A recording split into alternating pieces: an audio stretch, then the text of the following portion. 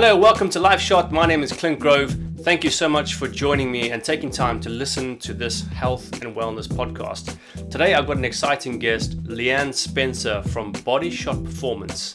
It's a company in the UK that offer health coaching. They work with companies and individuals to work out what your biometrics are through DNA testing, wearable devices like Oura rings, stool samples, so gut health checks, and they have a look at how you're doing, what the results are in the lab, and then give you a plan as to what your exercise should be, what your nutrition should be. So it's really mapped out. It's something that I really want to do one day. So I'll speak to Leanne. She's done a TED talk as well on why fitness is more important than weight. And we speak a lot about body composition, what it's like for different people and different diets. So today, I'm sure that you're going to grab some great nuggets from this interview I had with Leanne Spencer from the Body Shot Performance Company. Hey yo, it's the LifeShot podcast. Change your world and change the world.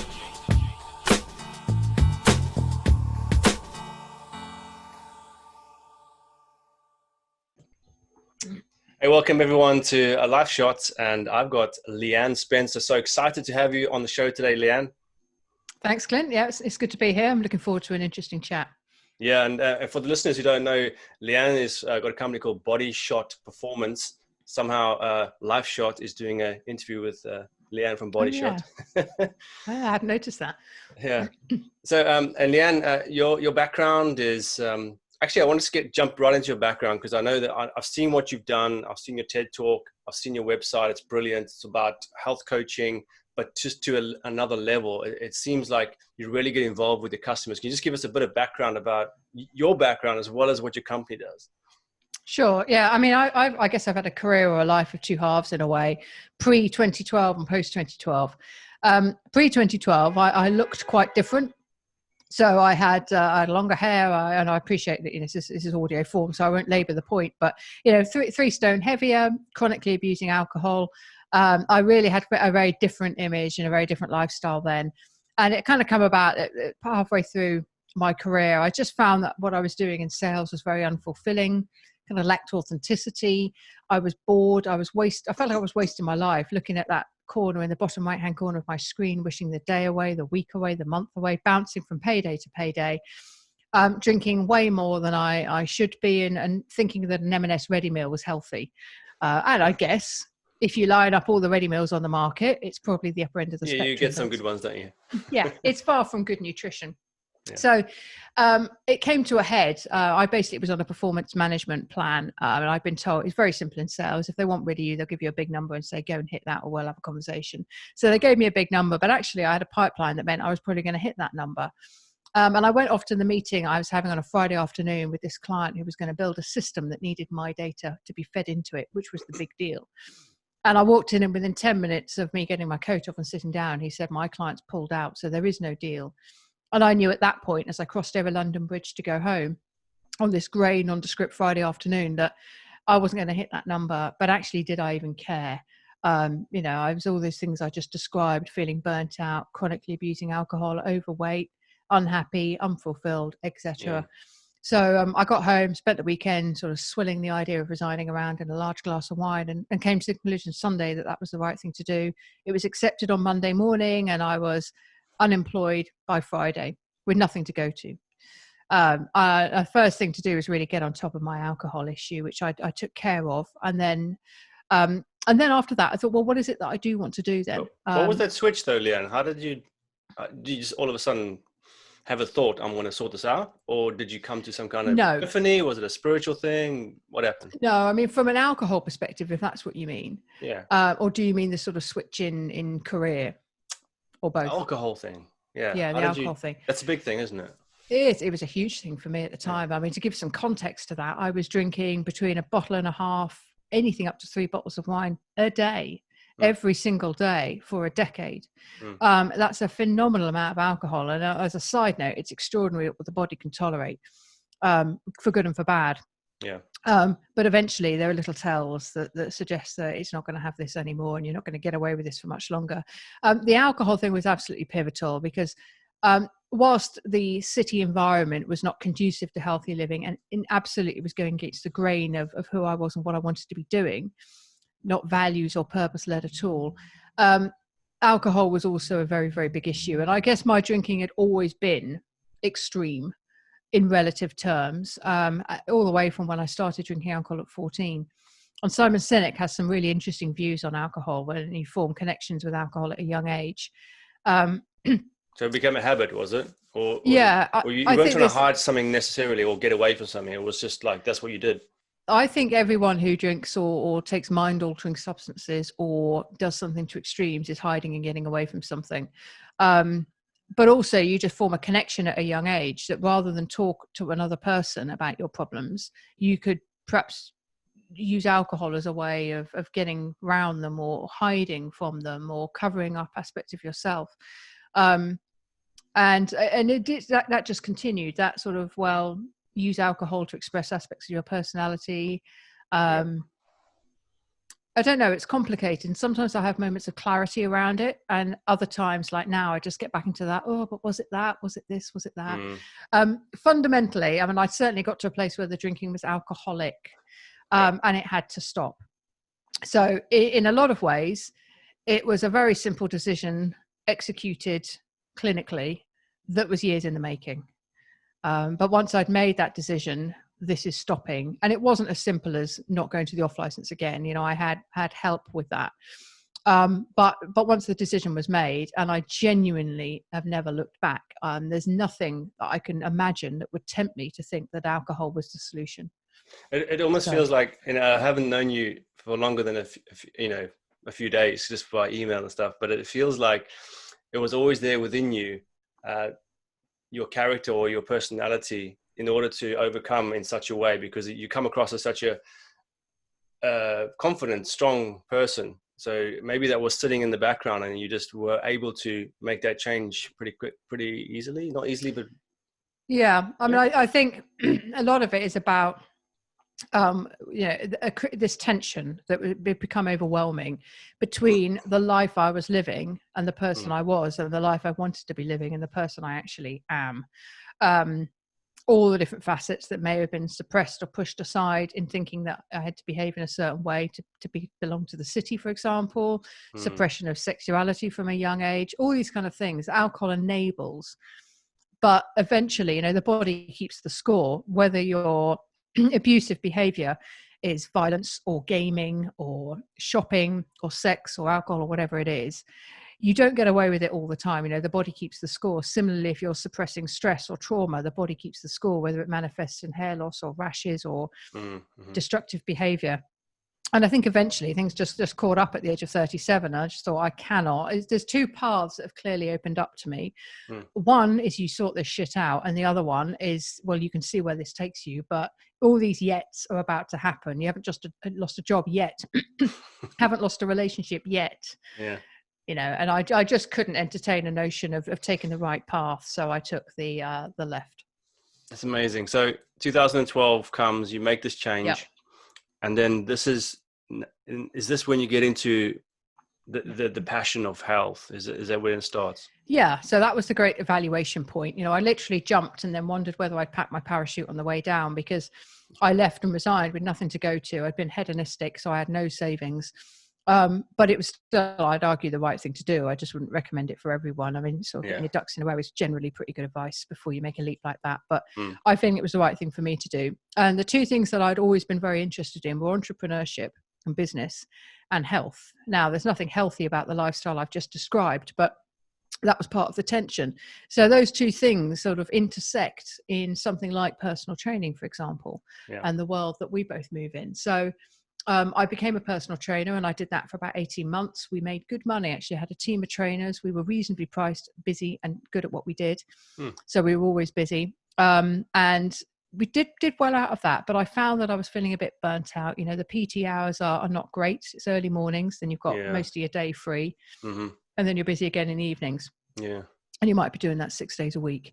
So I felt a bit burnt out and thought, well, that's one thing. And then clients were coming to us, and we worked out of parks predominantly, and they were coming to us in the park And they were tired, strung out, stressed. And what they really needed to do is take the rucksack off their backs, literally and metaphorically, and go for a walk and have a chat.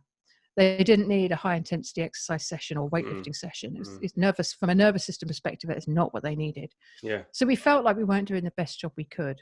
And then finally, the realization we had is that physical fitness is just one component of holistic health. What is of equal importance, arguably more, is sleep, mental nourishment, how you're energizing yourself, your body composition, your digestive health, and finally your fitness. So we created a methodology that we call the 6 signals, which encompasses all those 6 things, and started to address people's health on a one-to-one basis by looking at everything very holistically and interconnectedly, i.e. sleep impacts mental health. Let's not look at those 2 things in isolation. They are very influential and mutually inclusive. So in a way, your personal training sometimes could be associated. You think about 20 years ago, it's just like, all right, guy comes to the gym. All right, do this exercise routine. Done with you. Next client comes. So there's no ever chat about how's your sleep, what's your digestion like. Yeah. So you thought, how do I get these people to move to the next or to get improved? Because like you say, fitness is not everything that they need. They need to know maybe what to eat. What their habits are like when it comes to sleeping. Is it that type of thing? Yeah, exactly that. And in a 1 hour's personal training session, you can't really, excuse me, you can't really have those conversations because people have arrived, they want an hour's training, they're not expecting to chat about sleep. And it just is quite one-dimensional.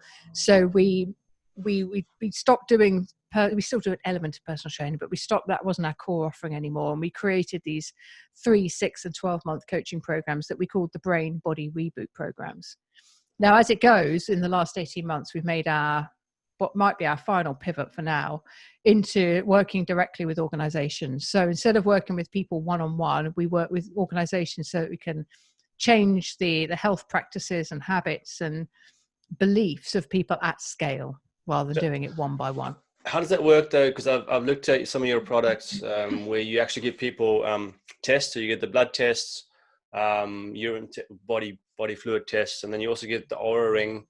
So are you doing that at scale for companies, or is it? Well, sometimes forward-thinking companies will have you come in and do DNA testing for their entire leadership board, for example. But that all came about more from working with individuals. And we do still do this. It's just not our core product. It's not a good time in the market to be trying to sell a £6,000 or £10,000 coaching program to individuals. There's plenty of money in London, but working with the opportunity really is working with businesses now. But when it comes back to those different, what we try and do is differentiate by the degree of granularity we can offer someone about what's going on for them. So you need testing and technology in order to get those insights, those actionable insights. Yeah. So we do a DNA test, which is your blueprint for good health. So what type of diet should I follow? And I know we're going to touch on some of that stuff. What type of exercise genetically is going to suit me best? And then you can layer on top of that personal preference and time and injury status and goals and that kind of stuff. Then we do a blood test because that gives you real-time data. So what is going on right now with my vitamin D status or my cholesterol status? A gut test that gives us real-time data about what's going on in the gut. And the latest science really indicates that gut health could be influencing the rest of the systems of the body. So in other words, there's some early evidence to suggest that depression could be linked to inflammation of the gut and certain bacteria. Yeah. There's some fairly well-established evidence that autoimmune conditions are established to gut health. There's some tenuous connections to heart disease and cancer. So starting with the gut is the functional medicine practitioner's approach. And finally, we use wearable tech. So you mentioned the Oura Ring, which I am sporting right now, as you might expect. And that's the technology that we use and we put on clients' fingers to work out what their sleep quality is like and what their nervous system performance is like. That's great, yeah. So I was going to ask, and it's based around that DNA testing, because you got a podcast yourself called Remove the Guesswork. And when I was typing out my questions and I was thinking, the way I feel about it, I wish everyone says, I haven't got money for that. In a way, we do have money, but we've got money for the things that we really think are valuable to us, right? So taking the guesswork out is the great thing about the DNA testing, because you do the test and then the guesswork's gone, right? Because for me at the moment, because I haven't had that, I'm guessing as to what the best thing for me is. So, and I know that at a base level, I could do these things. So I've, like I mentioned to you in the past that I listened to, Ben Greenfields and Dave Asprey and reading their books. They say eat whole foods, organic if possible, good quality meat that's from the farm, perhaps grass-fed cows, for example. Keep moving, stay flexible, get your heart rate up, do a bit of cardiovascular, and also reduce stress, and then expose your body to maybe some cold therapy. And these things, if you do them regularly, your body will be, it's kind of like anti-aging in a way, and it's helping your body to be primed and optimized. But actually, there's a whole lot of things around that which are unknowns, which could be answered by lab tests. Is that right? Have I got that right? Yeah, that's exactly right. I mean, if you've got the time and the budget, particularly the budget, doesn't it make a lot of sense to get some testing done? So you know exactly how to tailor your diet, how to tailor your movement, and what supplements you might need. And then some ongoing tracking around your nervous system performance. So what the Oura Ring will do, and I've no affiliation with anything I'm going to mention, by the way. I've got no sneaky little discount codes to give you Ben Greenfield style or anything like that. So it's purely, I'm talking about what's worked for me and what we use as a business. And the Oura Ring is great at giving you a readiness score in the morning, which is comprised of your body temperature, your heart rate variability, and your resting heart rate. So it's a really good indicator of nervous system recovery. So based on my readiness. So it's kind of like if I want to do a heavy workout today, the Oura Ring will tell you whether it's a good thing or a bad thing? Exactly that. Yeah. Okay. Yeah. So you know what days to push, what days you might want to have as a rest day, whether the little changes that you're making are having a positive impact on HRV and sleep or not. Then that way, it's just the intelligent way of doing it. It takes more time. And I'm not a huge biohacker, and I'm not a massive fan of self-quantification. I do some basic stuff, and then you measure subjectively. I think you can disappear up your own proverbial back end with all this, if you get too caught up in data and testing and trialing and everything else, but horses for courses, but I don't go to those lengths. Cool. It's something that I'd like to get involved in. So many people would love to use your services, and I know I would like to go to that level. But like I mentioned, sometimes we don't really put a price on our health. Well, we never really. A lot of people don't think about it. And I like your slogan, healthspan, and not lifespan. Did I get that right? Yeah, you did. Yeah. Yeah.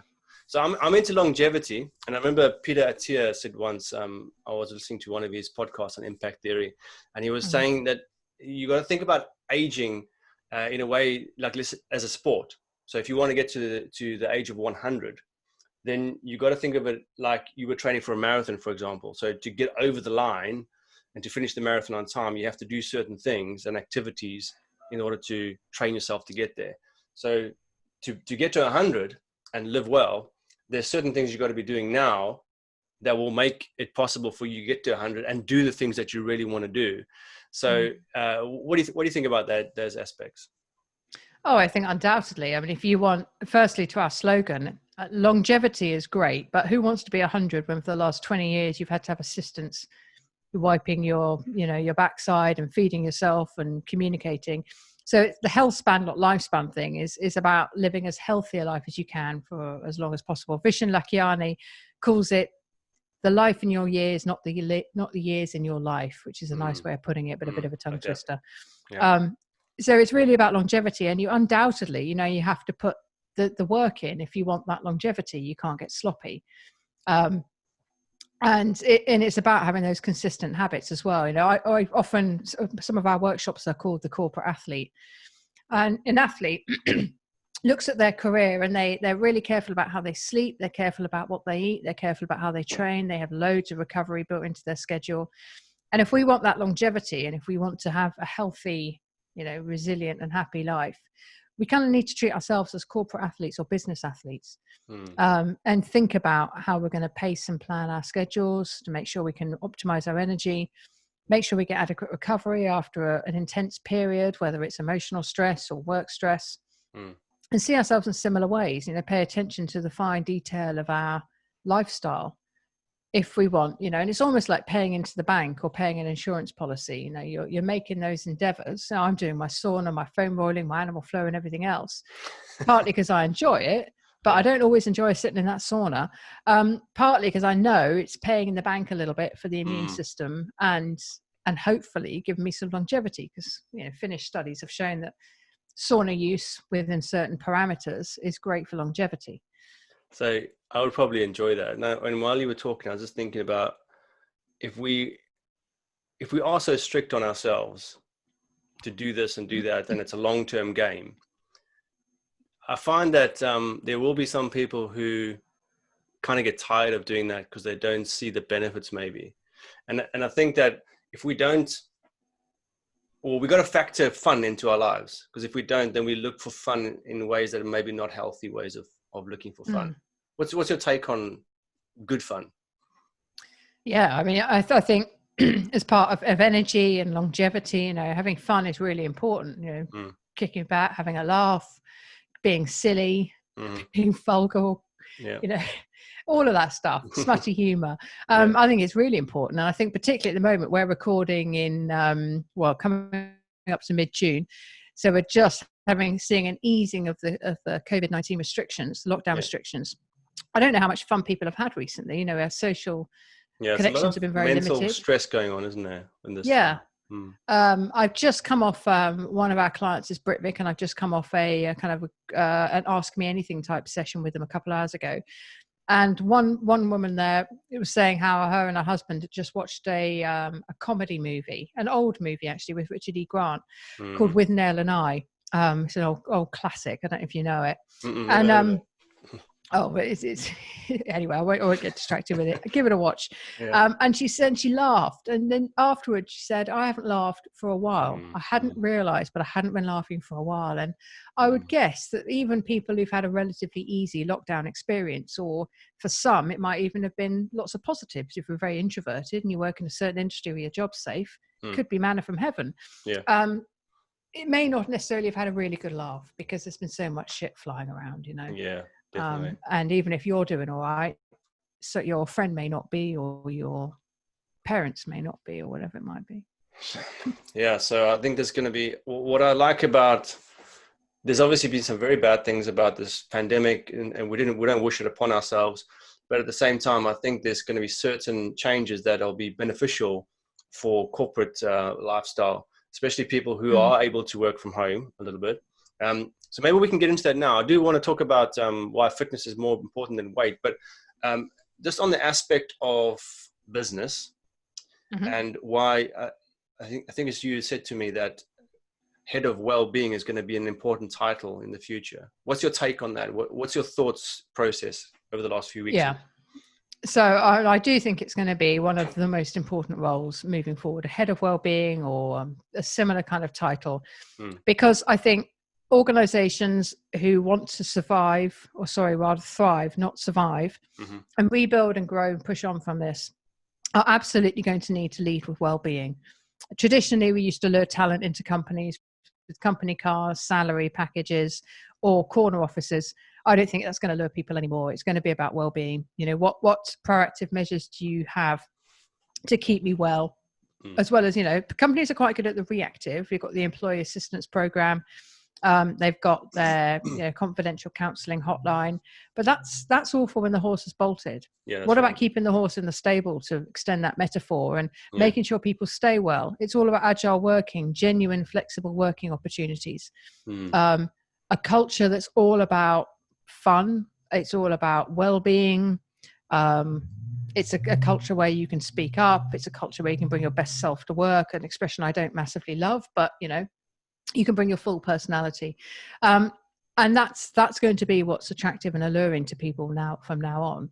And unfortunately, it has taken a global pandemic for well-being to shoot up the agenda. The other thing I think is it's going to have to be led by the chief executive. I don't think I've seen so many organizations in the conversations I've had over the years where the HR director is fully bought in, but the CEO is not. The CEO is going to need to be absolutely behind well-being, and they're also going to need to demonstrate it. So not, are they doing some of these things? Are they speaking openly about how exercise helps their mental health, for example? Sure. Are they in reasonably good shape? I mean, it's less about shape, but all these kind of things are going to be important. And if I was interviewing for a corporate job again, I would be asking questions like, what's the culture like here? What part does well-being play? How often does your CEO speak up about mental health? What do the leadership team do to maintain their well-being? All those kind of questions. I can just imagine people listening to us now and thinking, I don't think my CEO has ever spoken about it. Yeah.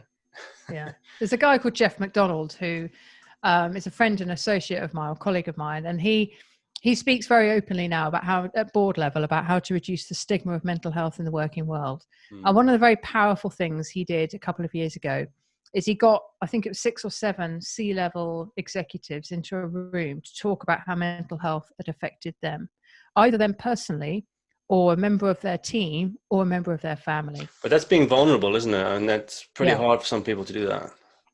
Yeah. And it's saying, so if I worked for company X, if I worked for that organization and I knew that my CEO had got up on stage and talked about how her family had been affected by mental health, that message to me that it's all right to talk about this stuff would be so much more powerful than any sign on the back of the toilet door saying it's okay to talk.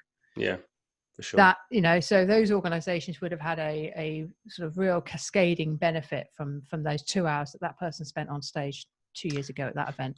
So are you like a lone voice thinking about this, or is this sort of building up and in the background? Is it like a stream that's gathering momentum? I think it's gathering momentum. I'm not a lone voice. There are other people who are also saying similar things. Yeah. What I think a few months ago is people would have been saying, I agree, and not much happening. It's what I call fruit bowl well-being. So, which is a whole moot point anyway, unless you want to send a fruit bowl to everyone's home. It's that, we'll put a good to talk sign on the loo and we'll put a fruit bowl out, and that's okay, but it's not well-being. And now I think people are really buying into the idea more and more. I mean, my LinkedIn traction has gone through the roof because I think now the message, and nothing's changed about how I've slightly changed how I interact on LinkedIn, but nothing's changed about our value proposition or our website over the last few months. But all of a sudden, we're seeing a lot more traction, and it can only be because people were seeing it but not really buying it. And now they're like, no, we need to do it. Whether it's with me or my competitors, they know they need to do something. Yeah, I suppose this pandemic has highlighted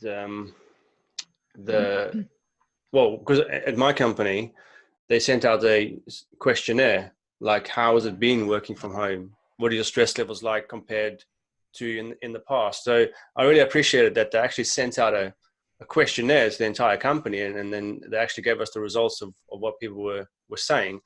And it's been positive for the kind of company that I work for, where we can work from home if we want to. And luckily, one of the things that I did when I first went for this job was I negotiated the contract. And they said, do you want to come full-time into the company? I said, only if I can work from home 2 days a week.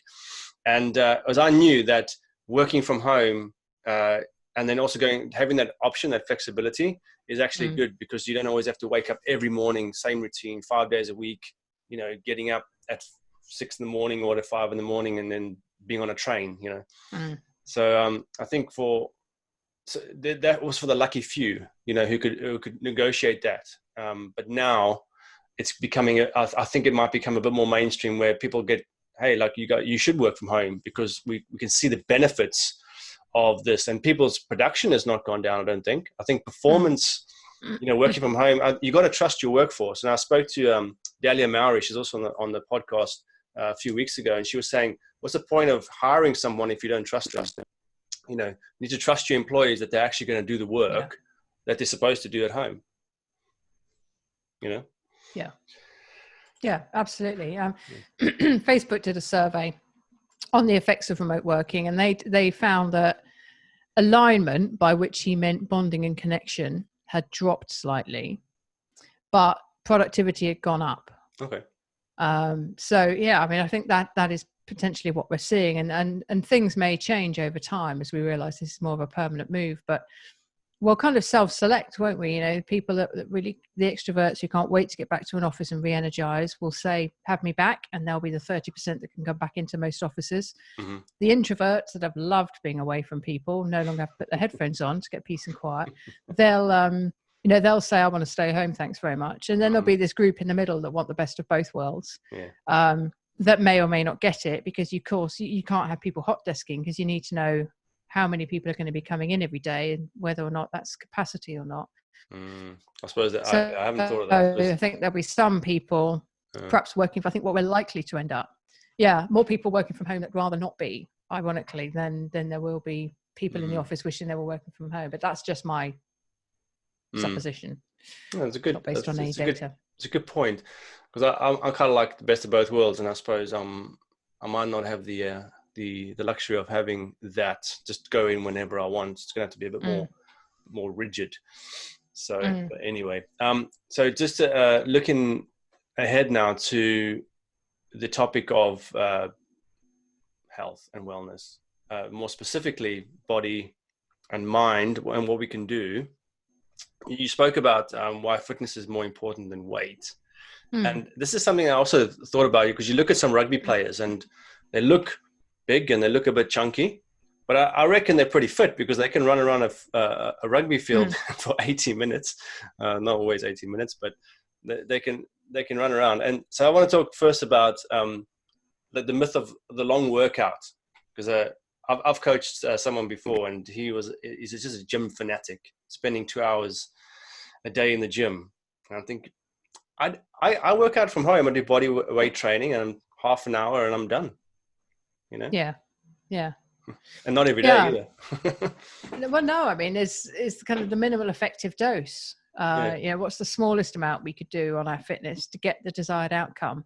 Now, some people just like working out for longer, and that's great, but you might be fooling yourself that you're getting more benefit with the more time, because generally that's not the case. We hit a point of diminishing returns, which I think, and I quote Ben Greenfield here, is about 90 minutes. 90 minutes for a day? I think it's about 90 minutes before you start to get diminishing returns. Okay. But I don't know. I mean, he's pretty good at reading all the scientific literature, but I don't have a study to back that up. My exercise has completely changed, actually, for the last 3 months.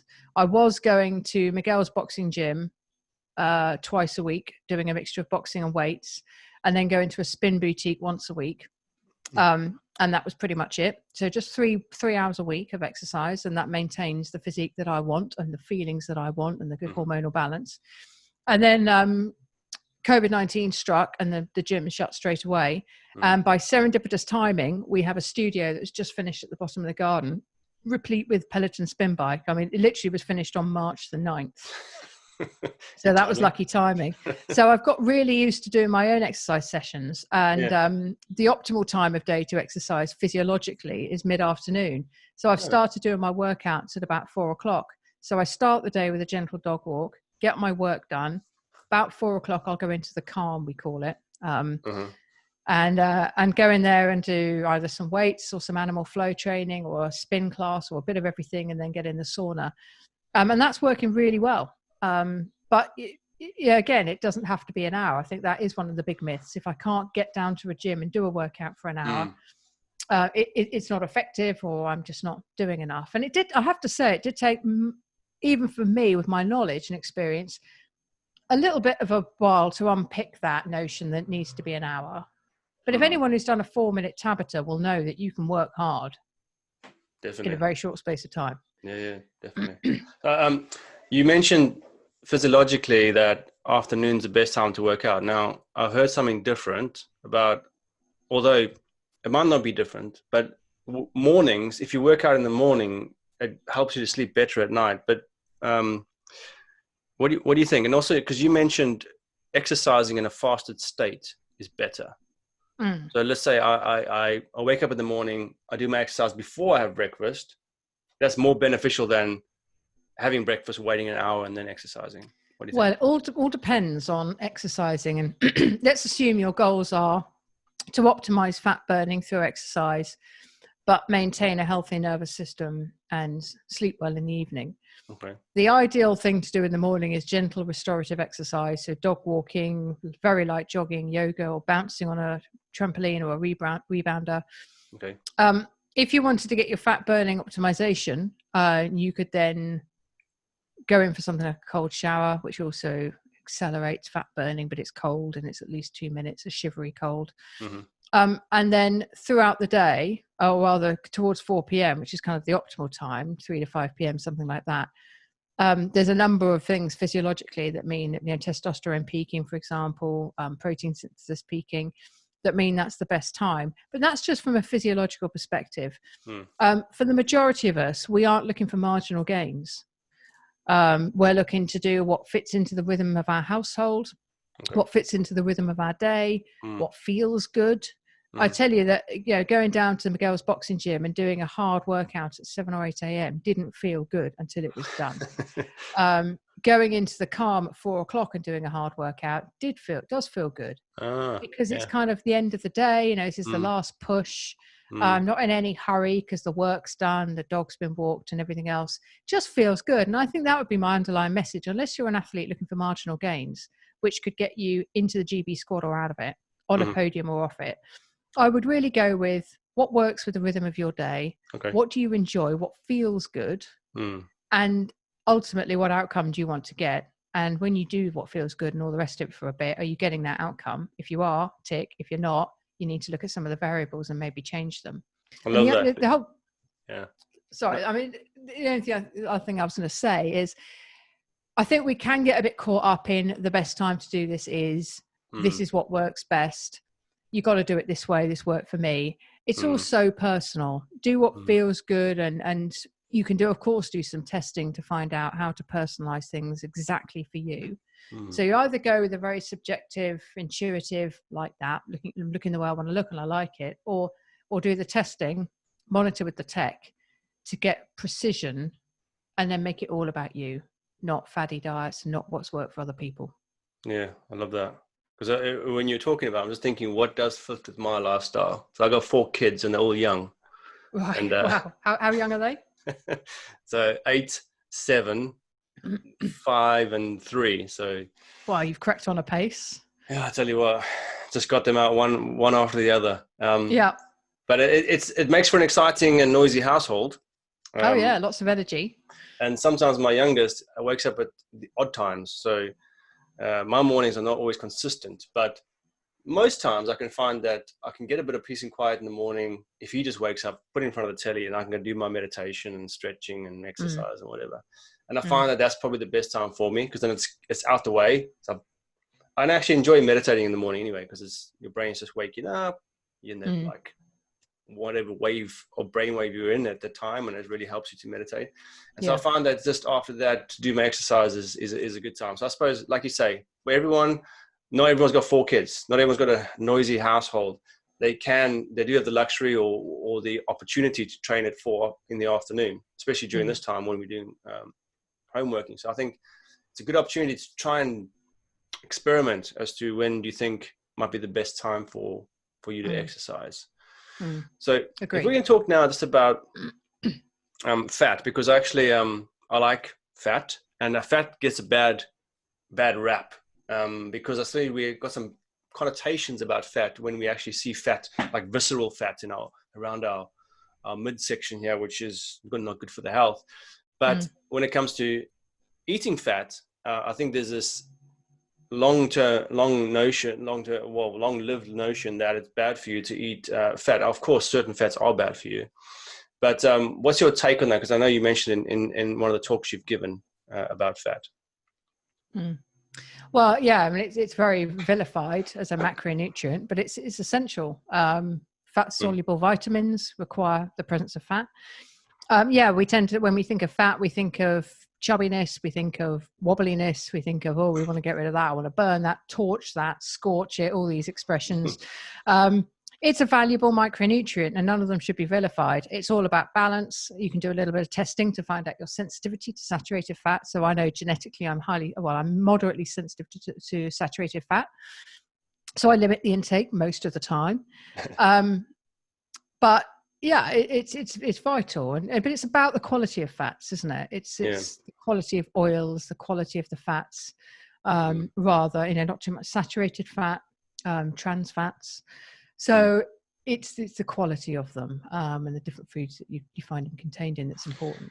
So talking about fats now, and I think I've been listening to some things, and I can't remember who mentioned it, but probably Dr. Chris Berg. I don't know if you've heard of him.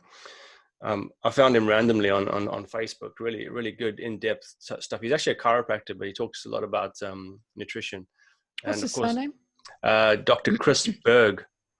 Berg. Okay. No, I've not heard of him. Yeah, I like his stuff. He's very knowledgeable. And he was talking about, because he's a big keto guy, and I think, well, I'm not a fan of saying this is the diet that everyone should be doing. But I was just thinking about this keto thing and thinking, as a person like myself, let's say you were to give me a diagnosis. Okay, so I'm 70 kgs, 5'10". I think my BMI is good. I've got a little weight measuring thing here. It tells me the BMI is pretty good. I've been the same weight for 20 or 30 years. So I don't have a weight problem per se. And my energy is okay. I suppose it could be better. But I'm thinking, what is it that I should be eating without going for tests, without lab tests, DNA tests? Is there like I've got this body type that's quite athletic. Should I be eating, not worried about carbs and fat mixture? So in other words, because Dr. Chris Berg is saying that fat with carbs together was a protein and fat. I can't remember which one it was. But the mixture is not so good to have in that. What do you think? I don't know about that. What I do know is the presence of the presence of protein with carbohydrate will slow the absorption of the carbohydrate. So an eggs on toast, for example, won't give you such a blood sugar spike because the protein will slow the absorption of the carbohydrate. I think the presence of fat in certain combinations is also good, but again, it depends on the type of fat. But I wouldn't say that's an area that I'm expert in. I've lost. I was something I was going to say on that as well. But maybe it was about the keto. Got it. Yeah, it was about blood sugar. That's the bit I would focus a bit more on. And you can measure it very precisely by wearing something like a continual blood glucose monitor, which I did for 20 days. And it was really interesting because genetically, I know I'm very sensitive to carbohydrate, but I was eating and I had my standard diet. I didn't tweak it at all because I was wearing this thing. And my vice is Cadbury's. It's a horrible chocolate. Talking of bad fats, it's full of vegetable fat. That's my vice. Box of chocolate fingers. There aren't many in a box, so it can go quickly. Or a Cadbury's whole nut or something. And I had a box of chocolate fingers and observed the change in my blood sugar. I then had a meal that comprised of white rice, amongst other things, lots of vegetables, observed the change in blood sugar. And I also had pasta. And can you guess which one caused the biggest blood sugar spike? So I'm guessing it might not be the chocolate based on that question. Yeah. I'll be surprised if it was the white rice with vegetables. Well, it was the white rice.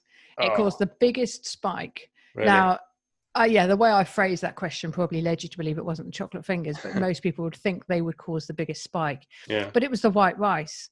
So that was a very interesting insight. Other insights I got from it were that the continual blood glucose monitor, it picks up a spike when you get up in the morning. You get a little spike of cortisol, which means a drop of or an injection of blood sugar. Just after exercising, my blood sugar would go up, even though I haven't eaten anything. And again, it's cortisol, it's stress. So that was interesting as well, which is often why we're not hungry straight after exercise, because you get that little injection of cortisol. And there were a few other little insights I got from it, but you can also look at the glycemic index online, and it'll tell you the 100 foods that cause the biggest spike in blood sugar. And I think right at the top of the list is rice cakes, that popular dieting snack. Rockets your blood sugar up. So it's quite useful to look at that as well. So you can also do that, although we do all respond to different foods in a different way. Yeah, I was going to ask about that. Do you think, I was thinking, if I ate white rice with vegetables, the same meal, it might not do the same thing, or it might. But which also leads me to another thing that I read recently, a blog, where it was talking about, because I was thinking, if I'm going to suggest something for somebody generally and say, time restricted eating is a good thing. But when, should you be having breakfast? So if you're going to eat within an 8-hour window or a 10-hour window, how many meals should you have within those 8 to 10 hours? And when should you have it? Because there's a lot of debate about, should you have breakfast? Yes, breakfast is the most important meal of the day. Others are saying, you don't need it. Just eat at 1 o'clock and then at 6 o'clock at night. But this article was saying something interesting about the sensitivity of your body and the blood sugar sensitivity, should we say. You're better off in the morning. If you ate the same meal in the morning and tested your blood sugar levels, and then ate the same meal at 5, 6 in the afternoon, your blood sugar would actually spike higher in the late afternoon as compared to the early morning. So, which I thought was quite interesting. But what I'm trying to get at here is that there just seems to be a lot of info in the market. You can read a blog that says do this, and then you can read something that says do that, and you're like, what am I doing? So how do you handle that when it comes to your clients? Do what works for you. And we do testing. That's why we do the testing to get, I know how you respond to carbohydrate and saturated fat from the genetic test. We know that you have a deficiency in this particular area at this point in time because of the blood test or the gut test. So we know what to tweak. We know how you respond to certain things because we can track using the tech. And not to get too caught up as well in have a few people that you follow or are influenced by. And I'm not suggesting people shouldn't read more broadly, but you can tie yourself up in knots a bit because you'll find a study to prove this, a study to prove the opposite. So the way I've approached it personally is I've done some testing. I've taken most of that advice on board. I've then applied what works for the rhythm of my life, what I like, when you share a house, what can be reasonably done. If one of us is on an extreme diet and the other isn't, one's paleo, one's keto, the other's not, it could be problematic. And just run with that really. And just what feels good ultimately. Sometimes with food, that what feels good is eating a load of shit. It doesn't mean you continue doing it. Exactly. What feels good is to eat a lot of chocolate fingers because it's so dopamigenic, those foods. But obviously I don't do that on a rice and vegetables. Yeah, exactly. So that's what I'd say to that. Personalize to a point and then focus on getting on with life and achieving goals and doing everything you want to do and not get too caught up in the best time to do is the best time to do that. I mean, time restricted eating we do. So we have about a 12-hour window between dinner and breakfast. Okay. And that's no struggle because eating first thing in the morning just doesn't appeal anyway. Yeah. And as for the avoiding breakfast, again, I think it's very personal. Okay. And I guess also depends on your energy output. If you're a very, very physical person, it's different. With a hell of a lot to do, you're going to need the calories. And if you're more static and stationary, you can probably get away with skipping a meal. Sure. And also, as you get older, you don't have to eat as much. My kids are always eating. Yeah. I'm getting a bit older, so I don't have to eat so much. Yeah. I was listening to Sadhguru, and he was saying he's like this Indian guru guy. And he's talking about health. So he's got a book called Inner Engineering, and he mentioned on there and said, when you're over 30 years old, you only need 2 meals a day. So I'm like, well. I don't suppose everyone would agree with that, but that was his take on it, and I just thought it was quite interesting. And I suppose since I've been into health coaching, so it's only been a year now, which I've been doing this podcast, and then I did a bit of health coaching training, and only because I knew that, similar to yourself, that I was always interested in health. So in my 20s, I used to make my own whey, ferment my own food, soak my grains, and I read this book called The Maker's Diet, and I was heavily influenced by it. Kind of let myself go in my early 30s because I moved to England and I didn't do any more exercise.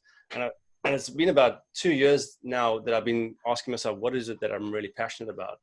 And health is something that I am passionate about. And so getting on this journey and listening to these people, trying these things out and trying time restricted eating, I actually found that you can train your body to be able to get used to something and then also benefit from that.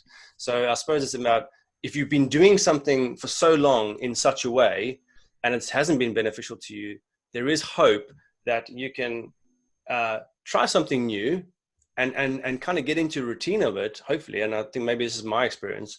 of trying something new that actually is beneficial to you? How do you coach people through getting out of those habits which might not be good? Well, I think one of the important things is to get them very wedded to their desired goal.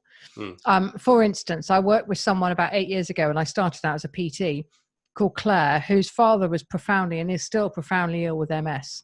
He has a machine to lift him out of bed, a machine to turn him, and so on. And she wanted to do the marathon to raise money for MS. She'd never run before. She was a self-confessed couch potato, very, very unfit.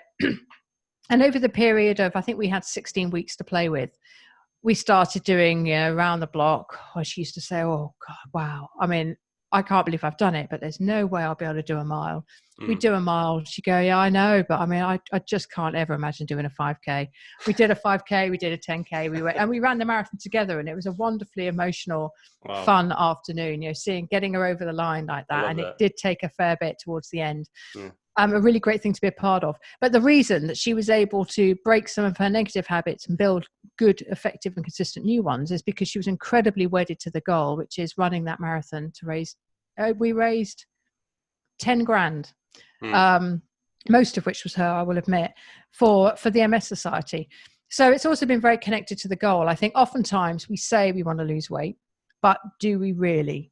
Are you actually quite comfortable with that stone you're carrying? But you actually feel, because of societal pressure, that perhaps you should lose it, or everyone talks about losing weight. You should say you want to lose it, but do you actually really want to do that? And also, Tony Robbins once said that quite often the little goals that people give you are just masquerading for the much, much bigger fear that lies behind them. The goal isn't actually to lose a stone. It's that I'm desperately afraid of being on my own for the rest of my life. And I think if I just lose this stone, I'll be attractive and I'll find a partner. Or my self-esteem is at an all-time low. But let's say I want to lose a stone, but actually the real goal is a much bigger, scarier thing, and I don't want to admit it.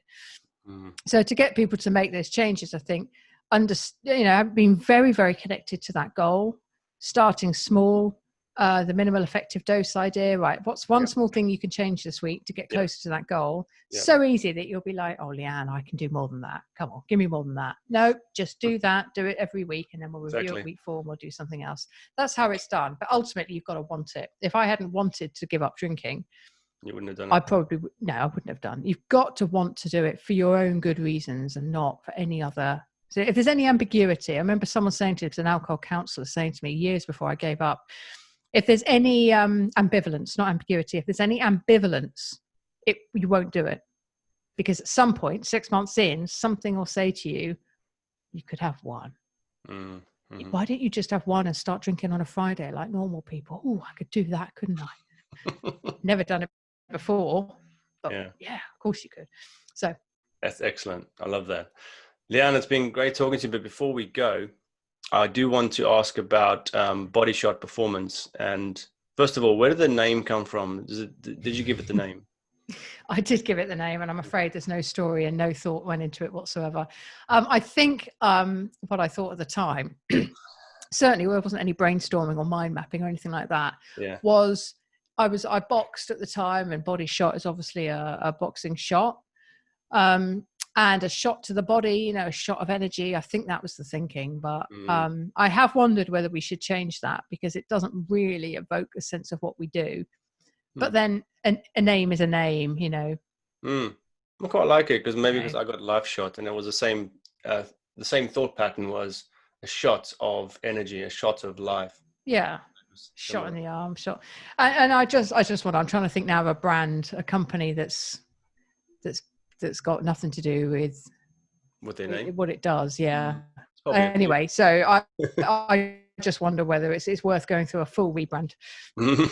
Before you do, so people can get to your website, Body Shot Performance, and so if any company CEOs are listening, check out Leanne's website there. Leanne, is there anything that you want to leave with our listeners, just as a little anecdote or a parting shot to say? Actually, there is. Yeah, there is. So at the time of recording, so mid-June, we're seeing an easing of lockdown restrictions. We're getting back into mixing socially. potentially our companies are thinking about having us back in the office at some point, or those conversations are happening. So for many of us, we will have formed some really good habits, whether it's about work-life balance, whether it's about, prioritizing our kids, or making sure we eat with the family every night, or exercising more. We formed some good habits. I know not everyone has, but many of us have.